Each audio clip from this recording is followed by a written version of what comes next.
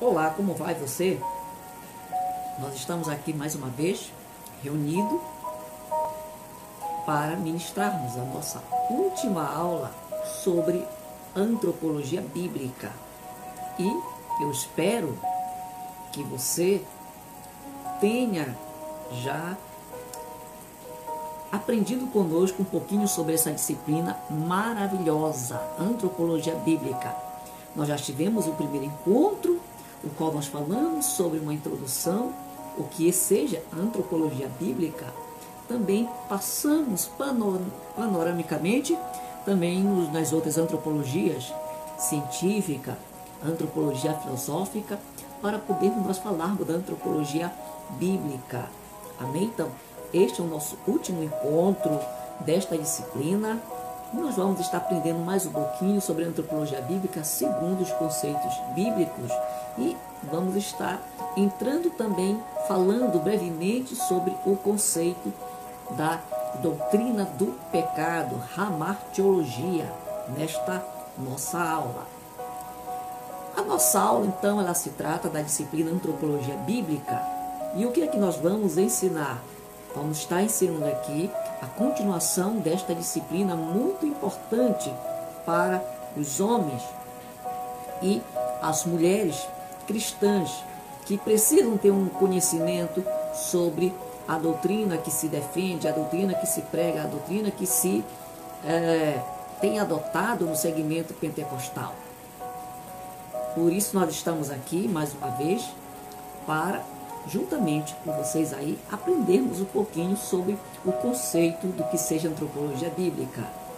É importante esse conhecimento para termos noção do que seja a doutrina defendida e também para termos um conhecimento muito mais aprofundado sobre a antropologia bíblica. Né? Então você, caro aluno do Seminário Teológico da Assembleia de Deus, que você possa ter essa ferramenta que é de grande utilidade para um conhecimento bíblico, escriturístico, para aquele que entende como o Evangelho.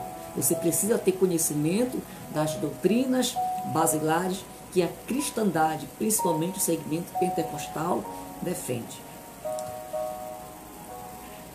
Na nossa revisão da nossa aula anterior, nós estivemos falando sobre o homem segundo o pensamento cristão e neste pensamento, entramos aqui em 4 momentos históricos. Falamos sobre o período patrístico.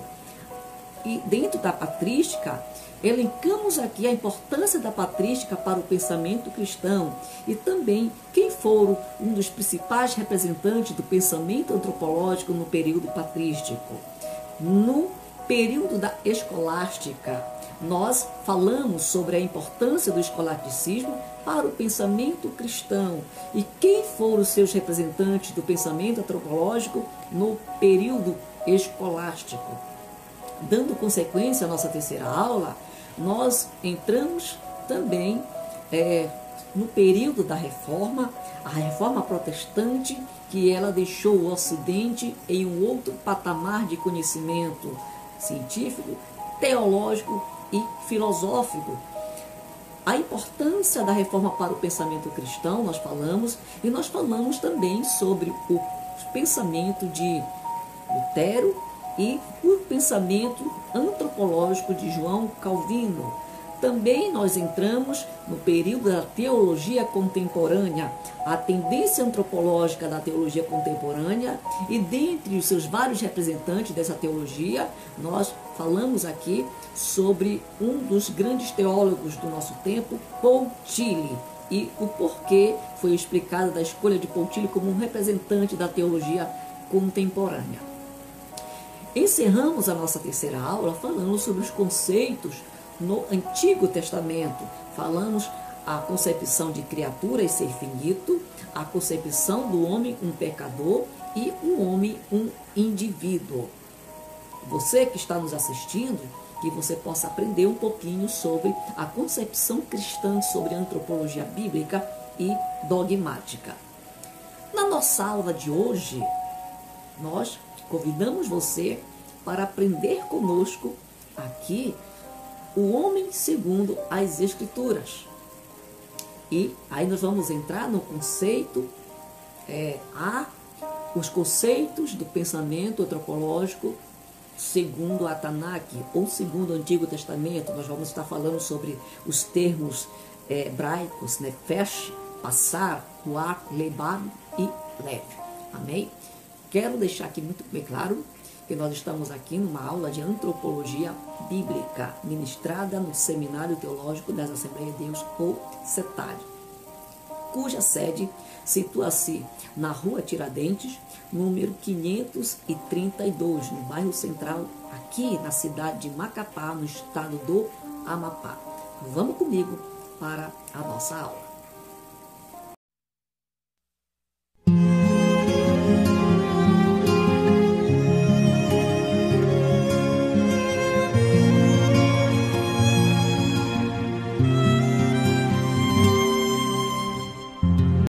No quarto capítulo, o homem segundo as Escrituras. No conceito B, nós vamos entrar nos conceitos do Novo Testamento. E nós vamos estar falando sobre período interbíblico, no ensino de Jesus, no ensino de Paulo, no ensino de João e os termos corpo e alma na concepção do Novo Testamento. Na parte C, estaremos falando sobre a existência do ser humano, qual é a diferença do que é racional e do irracional, e sobre a unidade da raça humana. Na parte D, nós estaremos falando sobre a natureza humana, a visão da teoria ou doutrina dicotomista, a teoria ou doutrina do tricotomismo, a questão da origem da alma, e falaremos sobre a natureza moral. Vamos estar também passando sobre a questão do homem e o tempo do ser humano. Como é a visão do tempo na concepção do Antigo Testamento ou da Bíblia hebraica, a Tanakh. Estaremos falando sobre a questão da criação e o nascimento, vida e morte e a esperança do ser humano. No mundo do ser humano, nós estaremos comentando sobre a Imago Dei, a imagem de Deus, homem e mulher, e estaremos falando também sobre pais e filhos. E entrando no capítulo 5, que é o capítulo final da nossa aula, nós estaremos comentando brevemente sobre o conceito da doutrina da hamartiologia, ou então a doutrina da queda, a doutrina do pecado. E nós estaremos elencando aqui 4 pontos sobre esta concepção hamartiológica, a queda da humanidade. Estaremos falando sobre a verdade sobre a queda. Estaremos também falando as consequências da queda e as promessas de redenção. Quero reiterar aqui que o nosso estudo, a nossa compreensão, o nosso conhecimento levado para você que está aprendendo a teologia conosco, você acadêmico das Assembleias de Deus, a pioneira, você que nos assiste aí através das redes sociais do Facebook, do YouTube, que a visão panorâmica que nós apresentamos aqui é uma visão ortodoxa, cristã, na linha pentecostal, mas nós apresentamos aqui também qual é a visão da ciência e a visão dos outros pensamentos teológicos, porque este é o fazer teológico. Muito bem, iniciando então a nossa aula, o homem segundo as Escrituras. Este é o nosso capítulo 4. E na parte A, os conceitos do Antigo Testamento, quero falar hoje, nesse momento, sobre o termo nefesh. Nefesh, que na teologia do Antigo Testamento aponta para o ser humano necessitado. Em que sentido? O termo nefesh no hebraico significa alma, mas também tem outros significados. Como alma, essa palavra ela vai aparecer 755 vezes no Antigo Testamento. A versão 70, conhecida como Septuaginta, ela traduz 600 vezes a palavra nefesh pela sua cognata no grego, a palavra pesque. Para alguns eruditos, esta palavra ela aponta que o homem não possui ou tem uma alma, mas que ele é uma alma. Existe uma diferença. o homem possuir e entre eles ser. Então, nessa concepção aqui, para alguns eruditos, o homem ele é uma alma. Em Provérbios, capítulo 10, versículo 3, quando você lê o texto, você lê o versículo ali apontando o termo nefesh como a relação do homem necessitado. Então, a palavra também ela tem um significado de garganta. E também o termo nefesh significa respiração e vida para designar o indivíduo em si. Então, nefesh também aponta na teologia do Antigo Testamento para a personalidade humana, a pessoa em si, o indivíduo. O termo Bassar. O termo Bassar é um ser humano efêmero, porque a palavra Bassar em hebraico significa carne, ela tem um significado de corpo, de parentesco e de fraqueza. Esta palavra vai aparecer 273 vezes em todo o texto do Antigo Testamento. A palavra Bassar, ela se refere também à carne de animais vivos, né? Ela se refere à carne do corpo humano, a todo o corpo humano, a comunidade de vida, a família, grau de parentesco. Também se refere à raça humana, né? Comunidade e família. Esta pessoa é minha carne, no sentido de meu irmão, no sentido de parente. Olha, não mate o nosso irmão porque ele é carne nossa. Você vê lá em Gênesis, quando os irmãos de José o levam para lá em Dotã, o vendem ele, né? E o irmão mais velho não permite que matem, porque diz que era a carne dele, a questão de parentesco. Esse é o sentido. Também você vê no texto do Antigo Testamento, em Gênesis, quando o Senhor diz que toda a terra, toda a carne está corrompida, a carne se corrompeu, ele vai destruir tudo, é no sentido de raça humana. Então esse termo, ele tem vários significados, você então tem que analisar o contexto para saber qual é a interpretação e a tradução mais adequada para uma leitura expositiva das Sagradas Escrituras. O terceiro termo, o termo ruar, é um termo muito conhecido, é um termo muito falado e ensinado principalmente na doutrina da pneumatologia, né? A doutrina do Espírito Santo. Ruar, que aponta para o ser humano autorizado. Ruar significa vento, respiração, força vital, espírito ou espíritos, temperamento, força de vontade. A palavra ruar, ela vai aparecer 380 vezes no Antigo Testamento. Destas, 378 vezes ela vai aparecer somente na linguagem hebraica. Porém, quando se trata do texto bíblico de Daniel, ela vai aparecer 11 vezes em aramaico, né? O que significa o termo ruar? A palavra ruar em hebraico, ela designa uma força da natureza, o vento. Por isso que dentre essas 389, 113 vezes a palavra vai designar forças da natureza, o vento. Ela vai referir em segundo lugar, mas com relação a Deus, 136 vezes, do que ao homem, animal e falsos deuses, que com relação a homem, animais e falsos deuses aparece no texto do Antigo Testamento 129 vezes. Então, para você ver aí como o termo ruar é utilizado na Bíblia hebraica ou do Antigo Testamento. Ruar não significa o ar como tal, mas significa o que? O ar em movimento, o ar na sua atividade, o ar em ação, né? Então você vê aí logo os primeiros versículos da Bíblia dizendo: o Espírito de Deus pairava sobre a face das águas, né?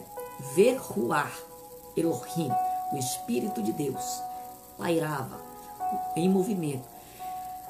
Por isso, o ar ele tem também um significado, um sentido de uma força que causa mudanças. É nesta concepção que as testemunhas de Jeová vão embasar sua teologia com relação a essa força que causa mudança. Porém, nós temos que ter uma sensibilidade nessa interpretação, é que este conceito aponta para a instrumentalidade do vento para Deus. Não quer dizer que o vento é o próprio Deus, mas que o vento em movimento ele torna-se um instrumento para Deus. Numa tempestade em um rio, numa tempestade em alto mar, quando Deus ele faz acontecer. Assim como Jonas estava fugindo de uma chamada missionária e o Senhor provoca uma tempestade para dar lição para o homem. É o ar em movimento, instrumento de Deus. Nesse sentido, o ar ele tem então o significado de força que causa mudança. É totalmente coerente a tradução que se faz do versículo 2, né, que o Espírito de Deus pairava sobre a face das águas, mostrando ali o Espírito de Deus como uma força ativa de Deus. Ali não é a força ativa de Deus, né? Então, isso aí para você que está aprendendo, entender um pouquinho sobre o termo bíblico.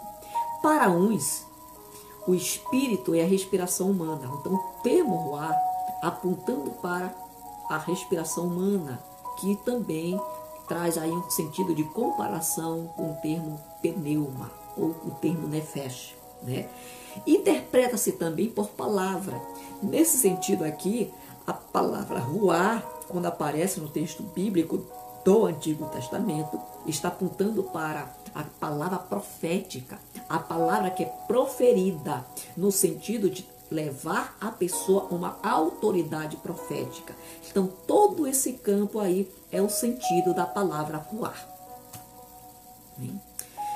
Vamos para a outra palavra, a palavra levap, ou leb, né? Aqui aponta para o ser humano sensato. Significa coração, sentimento, desejo, razão, decisão da vontade. O coração de Deus também, né? A palavra vai aparecer 598 vezes como leve, né? E mais 252 vezes como lebab, né? Então, lebab. Em Daniel, no texto de Daniel, ela vai aparecer uma vez em aramaico como leve e 7 vezes como lebab. Então, ao todo, esta palavra aparece em todo o Antigo Testamento 858 vezes. Apenas 5 vezes esta palavra ela vai estar escrita apontando para os animais, né? Nessas 5 aparições dela, 4 delas é com relação, uma comparação entre o coração dos animais com relação ao coração humano. 814 vezes a palavra levab, ela trata exclusivamente do coração humano, tanto a palavra levab quanto leve, né? Então, o que é isso? Esta palavra ela descreve o pulso do coração, o órgão vital, o coração também como algo inacessível e profundo, o oculto do corpo humano, né? Veja lá em Provérbios capítulo 10, versículo 18, quando fala do coração do mar. É no entendimento que o ser humano mortal, comum, ele não consegue ver, né, ouvir o que está no interior da alma humana. Então, algo inacessível. Também a palavra lebab ou leb, ela descreve a natureza intelectual, psíquica do ser humano. Amém? Esta é a concepção da palavra lebab. A parte B do capítulo 1 e 2 das Escrituras. Na parte B, vamos estar aqui conceituando a antropologia bíblica no Novo Testamento. E aí nós temos que falar desse período, o período interbíblico, o período do silêncio, o período de 400 anos da voz profética, que Deus não fala com ninguém, Deus não fala por sonho, Deus não fala por palavra, Deus não fala por profecia. No período interbíblico, a antropologia, na verdade, aqui, ela tinha uma visão muito mais futurística, tinha uma visão escatológica, porque o povo vivia uma época de muita ansiedade para a aparição messiânica. Todas as mensagens que surgiam nesse período eram mensagens messiânicas, escritos messiânicos, né? Então, a preocupação mais era com o futuro, com o porvir, com a vida depois da morte. E aí nós temos o termo Sheol. O termo Sheol, que traz a ideia como uma simples região das sombras, vai ser analisado pelo judaísmo palestínico e também pelo judaísmo helenista. Então, havia duas correntes de pensamento. O judaísmo palestínico vai entrar na discussão para tentar dialogar sobre a imortalidade da alma, enquanto no judaísmo helenístico a discussão nas academias será sobre a ressurreição final do corpo. Vai haver então essas duas diferenças nessas escolas. E no período interbíblico? No período interbíblico também nós vamos ver que a antropologia desta vida, ela passa, né, o centro da gravidade para o porvir, uma visão escatológica. A passagem para outra vida não é coletiva, mas é algo que vai ser entendido como individual, né? Então, qual é a outra ideia também do período interbíblico? A responsabilidade ética do homem vai ser outra análise feita no período interbíblico. Saindo do período interbíblico, nós temos então os evangelhos sinóticos. E qual é o pensamento de Jesus sobre o homem? Nos evangelhos, Jesus ele aponta que o homem ele é filho de Deus. Alguns são filhos obedientes que procuram viver de acordo com os propósitos de Deus, né? Outros são filhos desobedientes, a quem Deus busca e a quem Deus ele deseja salvar através de seu Filho unigênito. Esse é o pensamento cristológico sobre a antropologia humana no texto dos evangelhos sinóticos. Qual é o pensamento antropológico no Novo Testamento, na visão do apóstolo Paulo? O dado fundamental aqui na teologia paulina é a experiência cristã da conversão. Tudo no homem envolve a conversão, né? Envolve a mudança de vida, a metanoia. O homem aqui, ele é visto como órgão fundamental do Espírito, mediado pelo Cristo ressurreto. O homem ele é um ser ambíguo também, que ele consegue sua integridade mediante a fé em Cristo. Ao mesmo sendo um homem falho, ele é um homem santo e na justificação ele é visto como um ser perfeito diante de Deus, porque nele reflete a perfeição de Jesus Cristo. Qual é a visão do homem na palavra apostólica de João? O foco em João é a centralidade do homem na perspectiva histórica, final e escatológica. Não somente o homem, mas a própria história, né? Aqui, João vai além, porque João coloca o homem e toda a história da raça humana numa visão futurística e final de todas as eras. A história, na visão de João, ela é interpretada e julgada por Cristo na sua epifania, no seu retorno, no pós-arrebatamento para julgar as nações, né? Aqui, na teologia de João, a natureza humana vai ser avaliada pela crença ou descrença no evento de Cristo. Amém? Essa é a visão antropológica nos ensinos de João. Continuando os conceitos do Novo Testamento, vamos entrar no termo psique. Não vou aprofundar muito aqui, porque nós já falamos sobre a psique numa visão filosófica, numa visão da antropologia secular, e também já falamos ela no aspecto humano. E vamos estar continuando a falar quando nós entrarmos sobre a questão da essência humana. Mas a psique, no Novo Testamento, significa alma e vida. A palavra está ligada ao termo psíquico, aquilo que é pertencente a esta vida. Então, psique é a base das experiências conscientes. Também indica o princípio vital da vida humana, física ou animal. É a sede das emoções e dos sentimentos. Você pode estar lendo lá em Marcos capítulo 14, versículo 34. Temos uma outra palavra também no conceito do Novo Testamento, que é a palavra soma. Soma, que em grego significa corpo. Corpo. Soma, corpo. A palavra soma, ela significa então o corpo humano, o corpo vivo ou morto. Também aponta para o corpo de animais, grãos, astros, a natureza física, pessoa, corpo social, corpo ético, corpo místico. Vejam só, o corpo humano, né, ele é formado por 206 ossos e corresponde a 1/5 do peso total. Há 216 tecidos no corpo humano.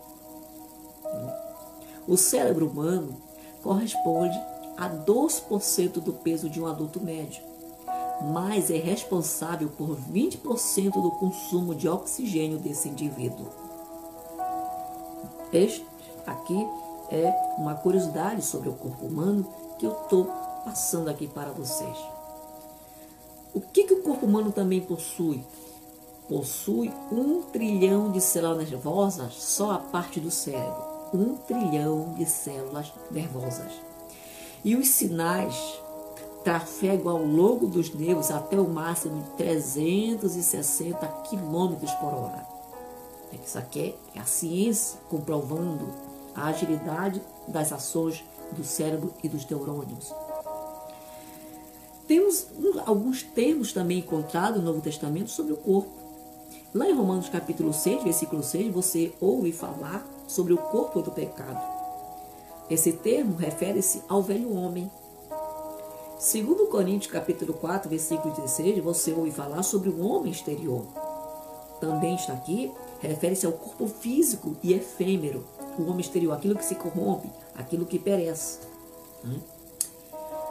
Segundo Coríntios capítulo 5, versículo 1, nós vemos ali Paulo apontando sobre casa terrestre. E nesse conceito, aqui está se referindo à temporalidade do corpo. O corpo como invólucro do espírito. Né? Uma casa temporária. Em Romanos capítulo 7, versículo 24, nós temos aí o corpo desta morte. Aqui Paulo está apontando para o corpo que é carnal, o corpo que é iníquo, o corpo o qual habita a morte física e a morte espiritual. Em Filipenses capítulo 3, versículo 21, nós vemos aí o apóstolo Paulo falando sobre o corpo abatido. Né? E aí, esse termo, ele refere-se ao corpo que está sujeito às intempéries da vida humana. O corpo abatido, o corpo que chora, o corpo que sente cansaço, o corpo que sofre, né? O corpo que sofre tudo aquilo que o homem está sujeito a padecer e a sofrer enquanto estiver nessa vida terrena. E lá em 1 Coríntios, no capítulo 6, versículo 19 e 20, nós temos aí o termo templo do Espírito Santo. Aqui é a máxima com relação ao corpo aqui na vida terrena, porque Paulo refere-se ao corpo com significado espiritual. Aqui o corpo humano, ele tem um elevado valor espiritual para Deus. Amém? Na parte C, saindo dos conceitos do Novo Testamento, vamos estar falando sobre a existência do ser humano. E, com relação à existência do ser humano, eu quero falar com vocês aqui sobre a diferença do racional e do racional. Essas diferenças aqui é baseada na teologia de Strong. Strong, que na sua antropologia, ele vai abordar quais são as diferenças do homem criado por Deus, a sua imagem e semelhança, dos demais animais, das demais criaturas viventes. O homem, ele não é. O homem existe. Neste conceito aqui, só Deus ele é. O homem passa a ser em algum momento na história da criação. Outra coisa, A racionalidade é o diferencial do homem para com as demais criaturas. O homem, a razão, o pensamento. E nós já falamos sobre isso aí nas outras aulas anteriores, sobre o pensamento do homem, né? A natureza humana. Então, quais são as diferenças do racional e do irracional? Primeiro, o bruto, ele é consciente, mas o homem é consciente de si mesmo. O homem pensa, o homem busca introspectivamente resposta para aquilo que ele busca dentro de si. Penso, logo existe, a máxima filosófica, né? Colocando o homem, que o homem ele identifica-se por aquilo que ele analisa, observa, né? E vai em busca de respostas que, se ele não encontra no presente momento histórico, ele vai buscar no mundo metafísico, no mundo das ideias, ou, como nós dizemos, né? No mundo espiritual, resposta para suas indagações. Segundo, o bruto tem objetos de concepção. O homem tem também conceitos. O homem tem poder de abstração. O homem ele tem a capacidade de derivar ideias abstratas de coisas particulares ou experiências, né? Ele aprende uma coisa aqui e ele consegue elevar esse entendimento, esse pensamento para algo melhor ou maior, em benefício ou da individualidade ou da coletividade humana. Terceira diferença. Somente o homem tem linguagem. A linguagem é a expressão de noções gerais por meio de símbolos. Só o homem é capaz, então, de elaborar símbolos. E o símbolo realizado, inventado, criado pelo homem, ele traduz palavras, e as palavras são conceitos. E os símbolos decifrados são conceitos para o homem.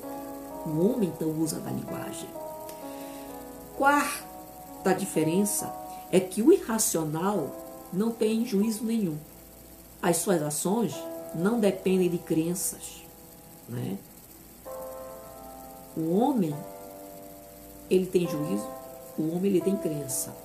O animal, quando ele vai lá no mercado, no açougue, pega um pedaço de carne e corre, vai comer, ele não tem noção que aquilo que ele fez é errado. A diferença para o ser humano, que quando ele vai furtar algo de alguém ou rouba, ele sabe que aquilo é errado, que ele está tomando algo que não pertence a ele. Então essa questão de juízo, de crença, baseada nas ações, só o homem possui. Quinta diferença. O irracional não sabe que isto se segue a partir daquilo. A questão do raciocínio lógico. Só o homem tem também essa característica. A sexta diferença é que o irracional não tem de maneira alguma consciência e natureza religiosa. Então vejam só, o animal não tem essa concepção. O homem tem essa carência espiritual, de um preenchimento, de um vazio, né, do seu interior. Com isto o homem cria então a religião para satisfazer as suas necessidades espirituais.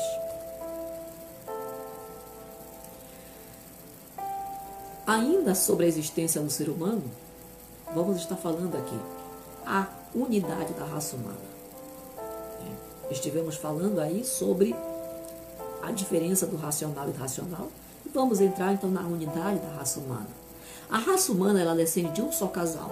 Você vê lá em Gênesis capítulo 1, versículo 27 e 28, Deus formando o homem e a mulher, Adão e Eva. Isto constitui a base da fraternidade natural com cada membro da raça. Você vê lá em Atos capítulo 17, versículo 26. As escrituras e também a filologia apontam para uma origem comum de todas as mais importantes línguas.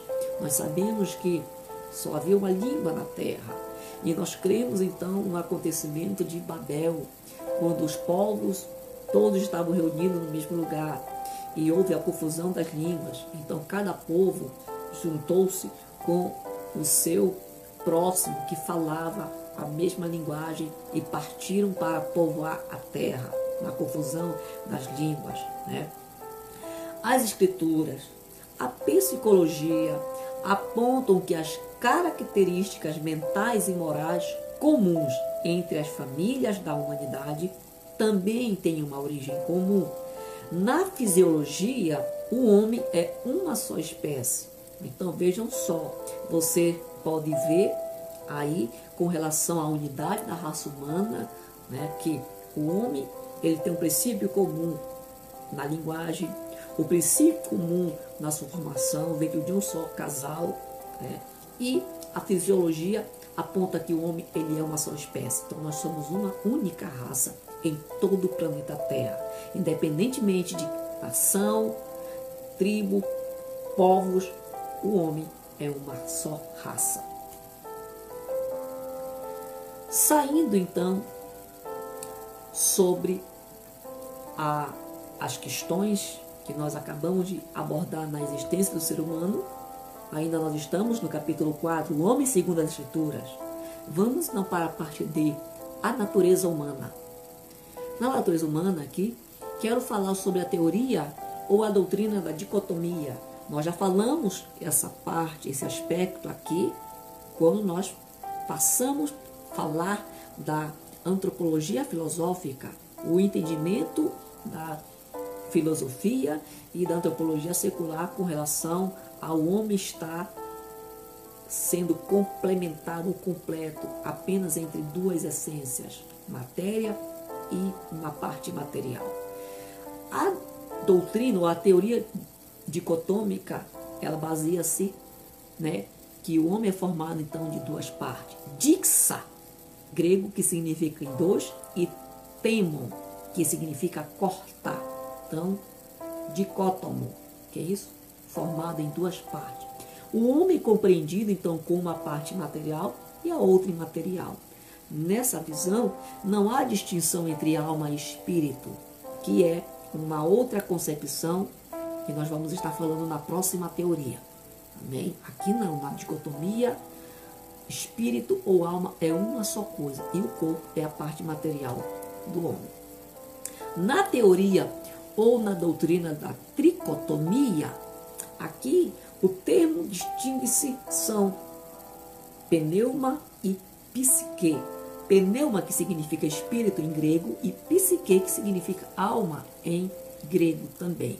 Tricotomia, que é formado por três partes. Quais essas partes? Corpo, alma e espírito. A psique é a parte então material do homem. Aqui ela é dotada de consciência, imaginação, memória e entendimento. Com a alma, o homem então ele decide, ele organiza, ele comanda o corpo, ele tem amor, ele pratica a fé, ele tem consciência no aspecto da alma. Amém? E com relação a pneuma, nós estamos falando aqui da psique, vamos falar agora da pneuma, né? Espírito. É a parte também material do homem mais elevada, aqui na doutrina da tricotomia.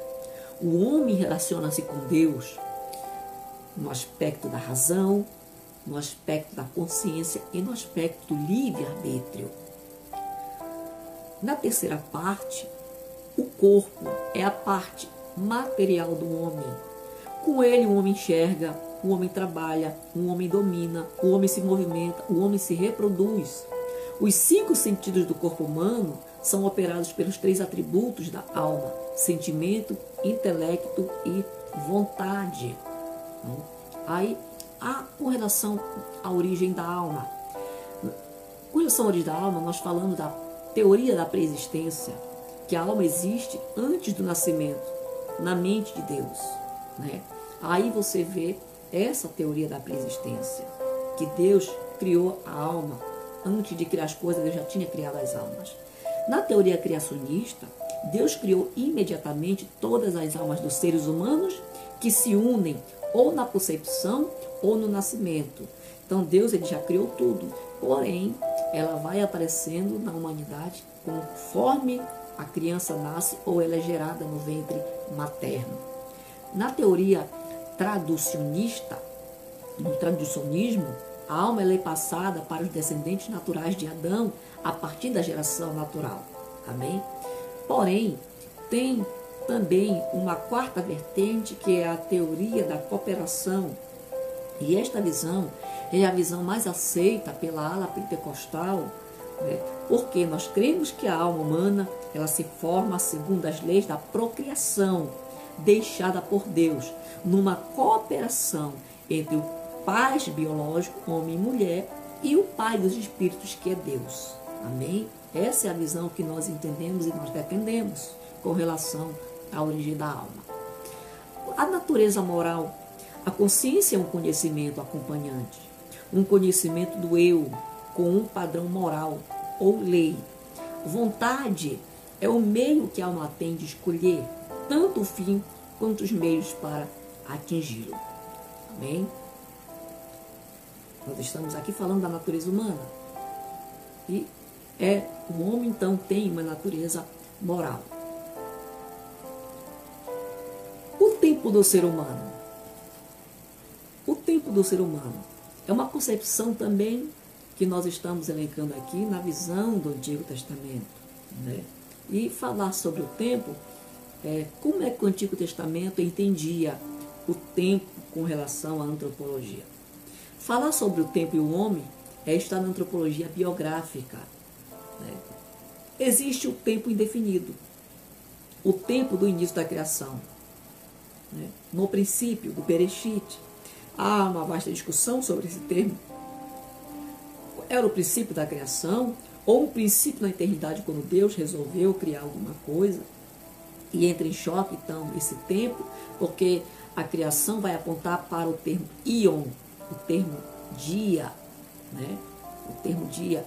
Mas esse termo dia aponta para um período de 24 horas, aponta para um período que hoje se conhece no calendário solar. Né? Que período é esse? Então, nós entendemos que existe o tempo indefinido, o tempo do início da criação. Nós não sabemos quando foi, quando tudo começou, quando começou então a formação do homem. Existe o tempo ordenado da criação. Nós vemos lá no capítulo 1 de Gênesis, o primeiro dia, o segundo dia, o terceiro dia.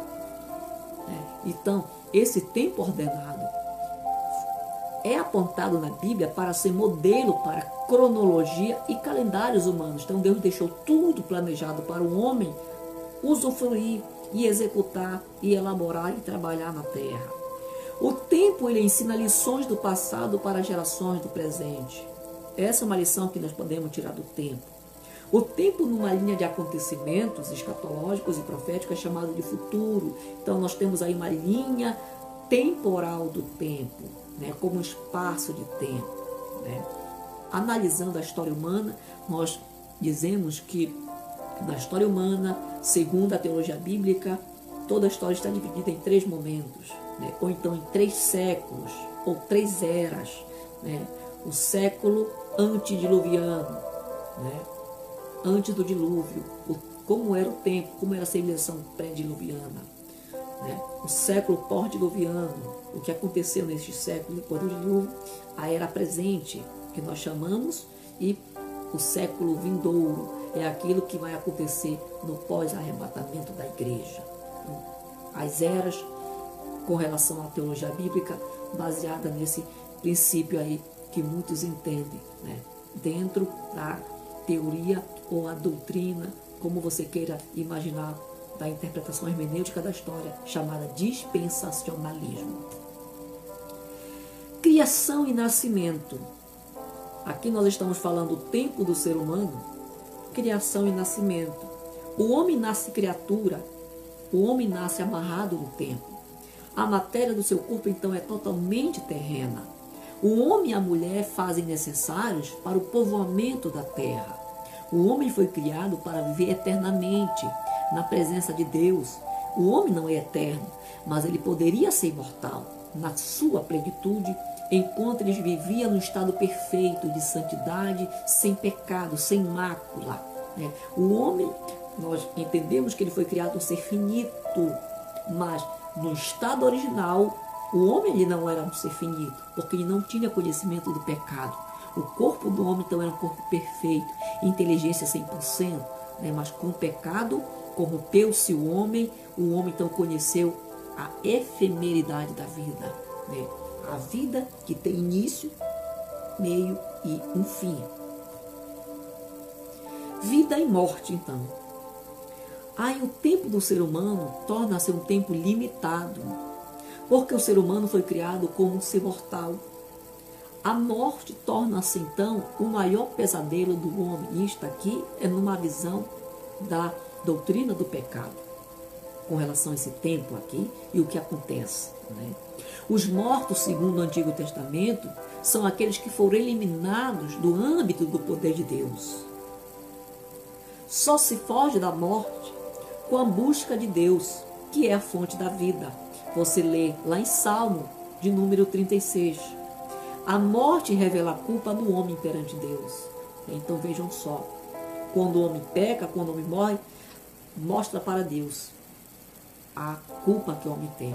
Quando nós lemos no salmista, Deus vê com alegria a morte dos seus santos. Na verdade é uma interpretação meio que incoerente, porque o que está mais próximo do texto hebraico é Deus vê com pesar a morte de seus filhos, porque Deus não se alegra com a pessoa que morre, ele vê com pesar. Por que vê com pesar? Porque Deus não criou o homem para a morte, Deus criou o homem para viver na eternidade com ele. Então Deus não se alegra, ele vê com pesar quando o homem morre, porque a morte mostra para Deus o erro do homem. No dia em que pecares, certamente morrerás. A esperança do ser humano. A expectativa do futuro faz parte da essência do ser humano. Você vê lá em Eclesiastes capítulo 3, versículo 11. O homem pode modelar seu futuro, mas jamais ele vai conhecer o seu futuro. Deus é a esperança do ser humano. A esperança, então, ela é uma dádiva de Deus para o homem. O homem tem que ter esperança. O homem tem que ter esperança. E não tem melhor esperança do que Cristo, Jesus Cristo. Como está o mundo do ser humano? Então, segundo as Escrituras, nós estamos aqui nessa interpretação geral. O mundo do ser humano aponta para uma coisa, a imagem de Deus. Imago Dei. Toda a criação de Deus é o mundo do ser humano. O homem foi criado segundo a imagem do Deus triuno. Façamos o homem segundo a nossa imagem, conforme nossa semelhança. Sua imagem e semelhança com Deus está também na pessoalidade. Deus é uma pessoa, assim como o homem criado também é uma pessoa. Personalidade. Então, isso também aponta para a imagem e semelhança do homem com relação ao Criador. O homem, ele é uma criação especial de Deus, porque ele foi formado por Deus. Diferentemente dos demais animais, o homem, quando Deus parte para criar o homem, ele tem toda uma atenção especial. As obras da mão de Deus são entregues ao homem.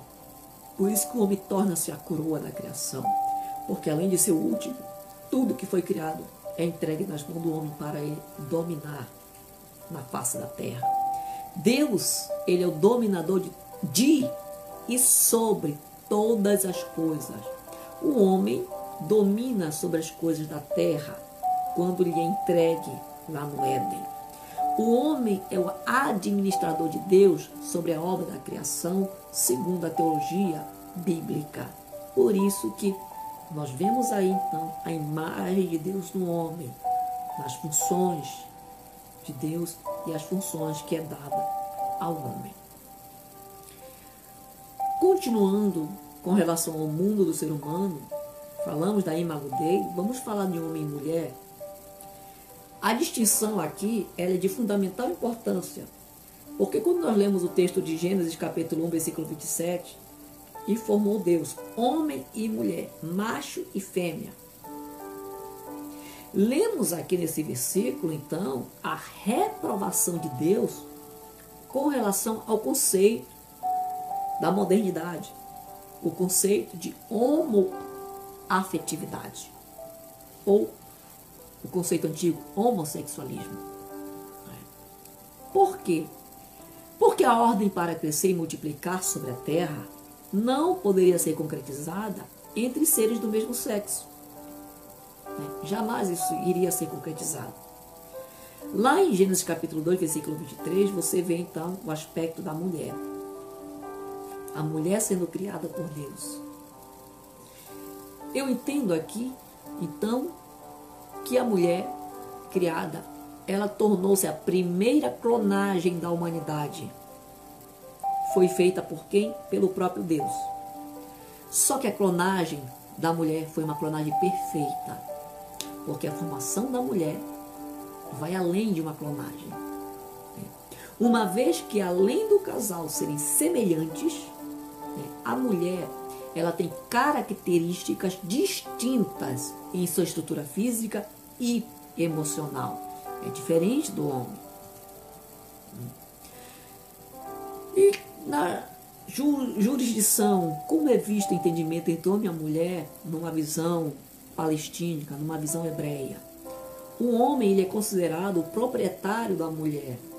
A exemplo de Êxodo, capítulo 21, versículo 3, Deuteronômio, capítulo 24, versículo 4. E a mulher era entendida, então, como posse do homem. Gênesis, capítulo 20, versículo 3. Deuteronômio também, capítulo 22, versículo 22. Você tem o entendimento aí sobre essa visão da mulher ser entendida como posse, propriedade do homem.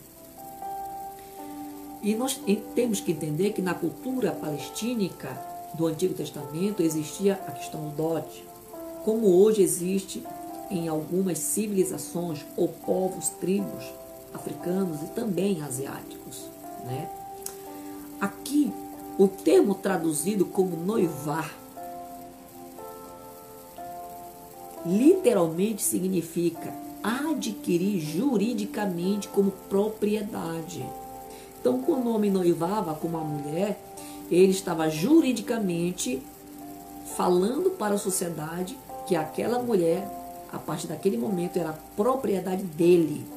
Por isso que na cultura judaica, o noivado já era entendido como um casamento, porém não um casamento consumado, porque enquanto noivado, o homem ficava morando na casa do seu pai e a mulher continuava na casa da sua mãe.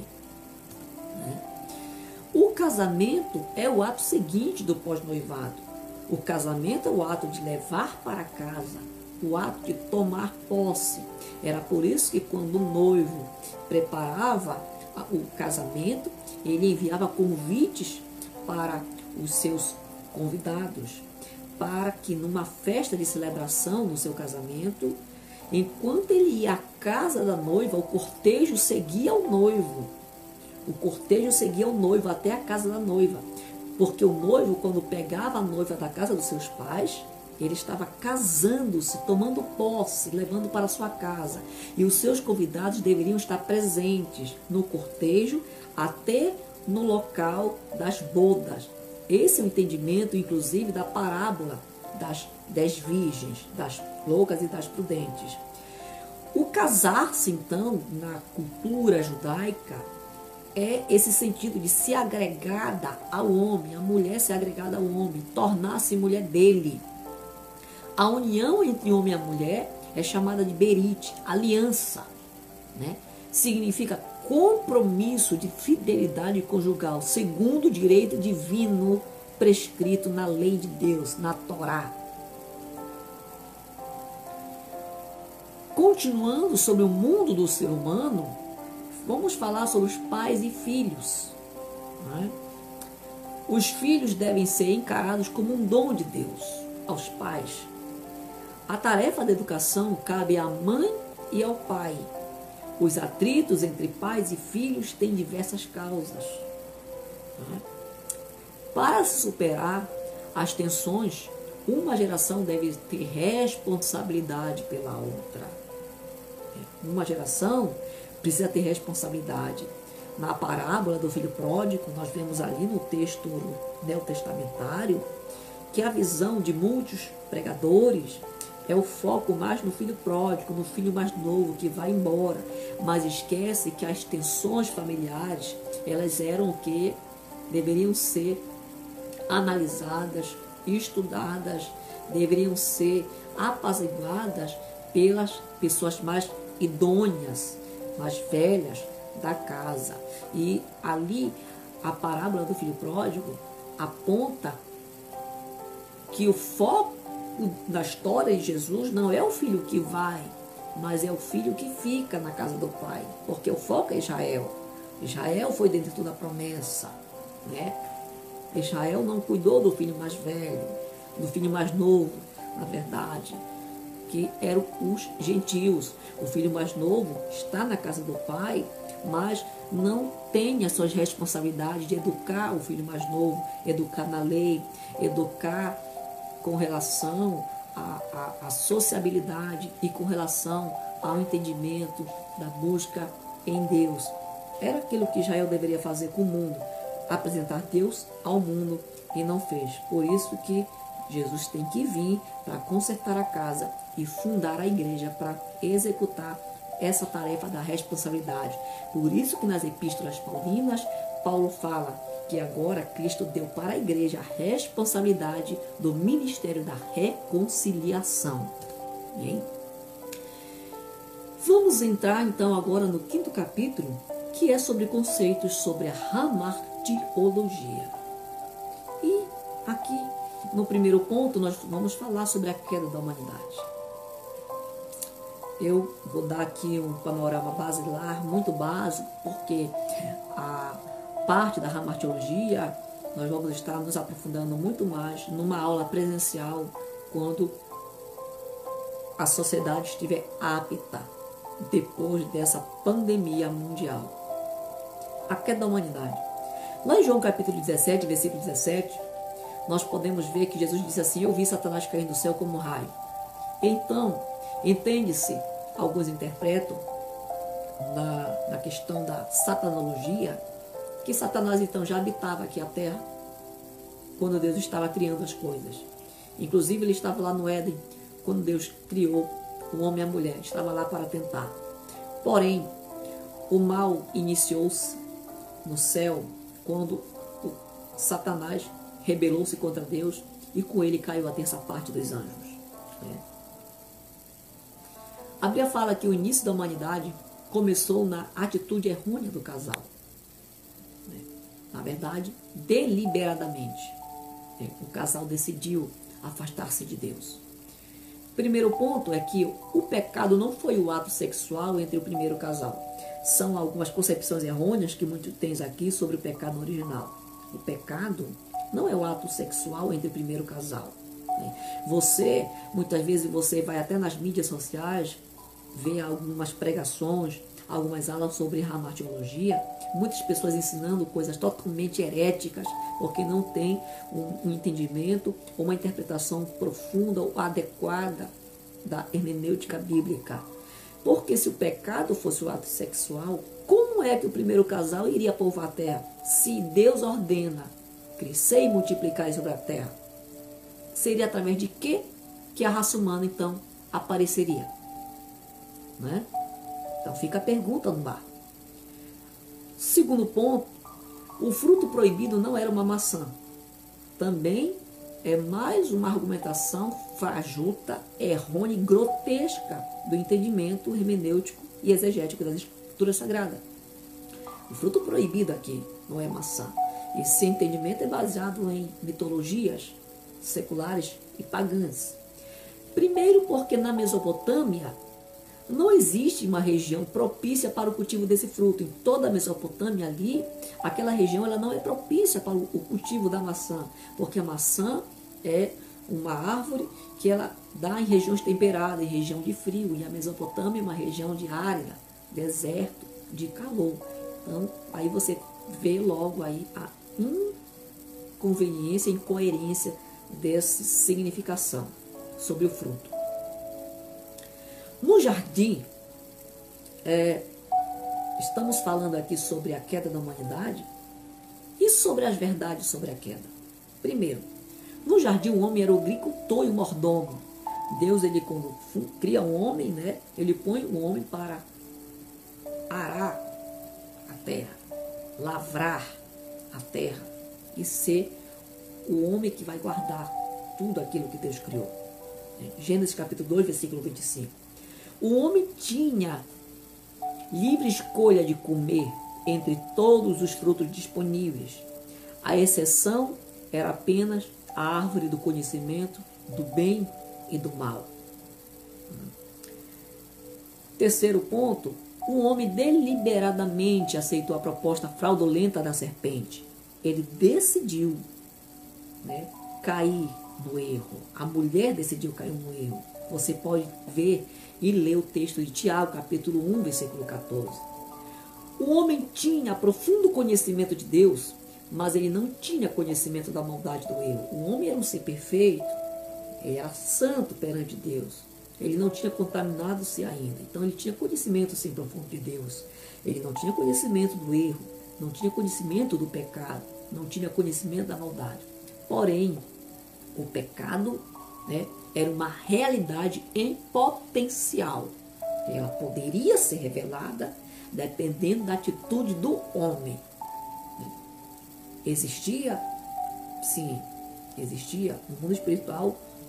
Você entende aí que houve, então, a maldade, o pecado, mas na raça humana ainda não se tinha ainda o pecado.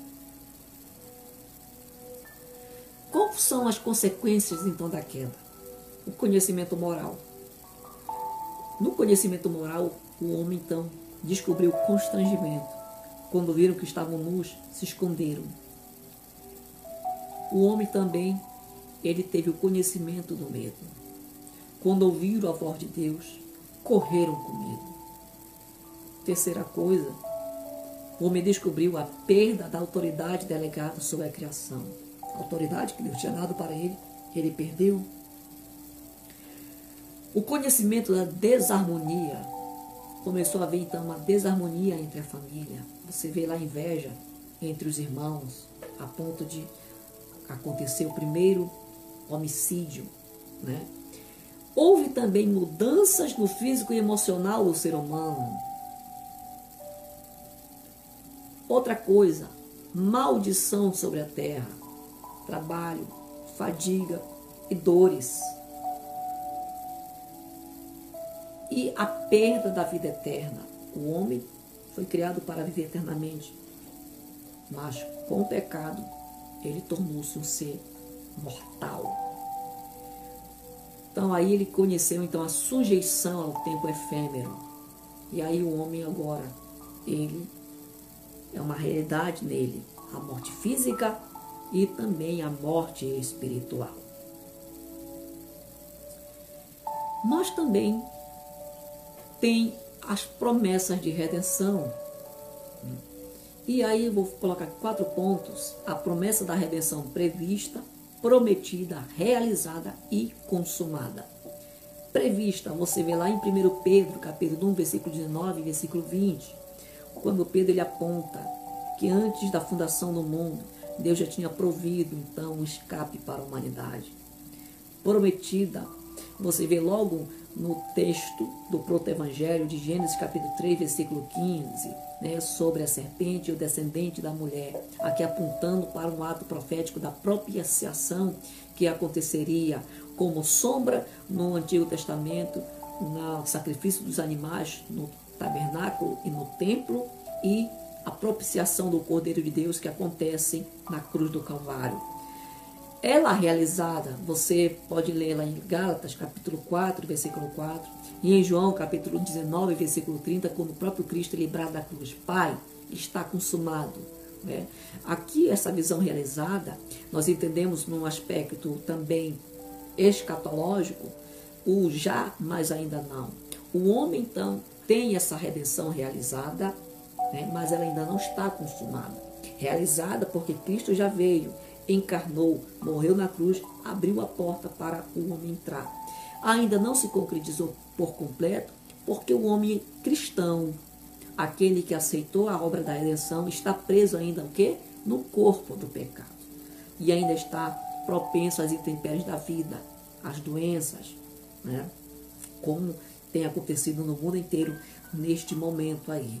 Então, jamais ainda a igreja usufrui então das benéficas celestiais do porvir, mas ela não está ainda no porvir, ela não está ainda na glória de Deus, né? No mundo espiritual, na fé, o homem cristão já está sentado nas regiões celestes, dotado de bênçãos espirituais, mas essa obra não está consumada, porque o homem ainda não tomou posse da terra celestial. Por isso que o quarto ponto aqui da promessa da redenção é a promessa consumada. E você vê o texto de 1 Tessalonicenses, capítulo 4, versículo 13 até o 12, quando Paulo revela ali o mistério do arrebatamento. Amém? Que nós que ficarmos vivos teremos um corpo transformado, né? Logo em seguida daqueles que ressuscitarão primeiro. Aqui apontando que a vida consumada é a vida eterna. A vida eterna que foi apontada por Jesus lá em João, capítulo 14, versículo 6, né? Ele é o caminho, a verdade, a vida, ninguém vai ao Pai a não ser por mim, e que também Ele preparou um lugar, né? E neste lugar que Ele foi preparar, Ele quer que todos nós estejamos com Ele. Amém? Esta foi a nossa aula, a nossa última aula, que comigo aqui você pode estar aprendendo um pouquinho mais sobre a nossa disciplina de antropologia bíblica, que nós estudamos aqui o homem segundo as Escrituras, conceitos do Antigo Testamento baseado no termo Nefesh, Bassar, Ruach, Lebab e Leve. Você também estudou comigo aqui os conceitos do Novo Testamento, no capítulo do homem segundo as Escrituras. Esse conceito no período interbíblico, no ensino de Jesus, no ensino de Paulo, no ensino de João. Nós aprendemos também a existência do ser humano, a diferença do racional e irracional, a unidade da raça humana. Falamos um pouquinho sobre a natureza humana, a teoria dicotomista, a teoria tricotomista ou doutrinas, a origem da alma e a natureza moral. Falamos sobre o tempo do ser humano, baseado na escritura do Antigo Testamento, a criação e o nascimento, a vida e a morte, a esperança do ser humano. E também falamos sobre o mundo do ser humano, a imagem de Deus, o homem e a mulher, os pais e filhos. E concluímos a nossa aula aqui, entrando na disciplina da hamartiologia, falando sobre a queda da humanidade, a verdade sobre a queda, as consequências da queda e encerrando sobre as promessas de redenção. Não se esqueça de compartilhar essa aula, deixar o seu like, se inscreva no nosso canal, no YouTube, amém? E fique na paz do Senhor Jesus Cristo. Que Deus possa abençoar o teu lar, a tua casa, as tuas finanças e prossiga estudando a palavra do Senhor Jesus Cristo. Amém? Fique na paz do Senhor Jesus. Que haja paz em Israel. Amém.